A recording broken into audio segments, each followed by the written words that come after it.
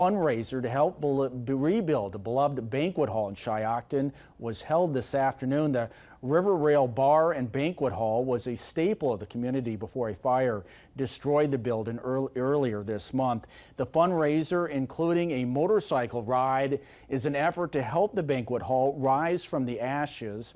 Funds from the Let's Rebuild River Rail event go to the bar and banquet hall's owners. If you were not able to attend but still would like to help out and donate, you can do so by going to any area Wolf River community banks to make that donation to the River Rail Rebuilding Fund.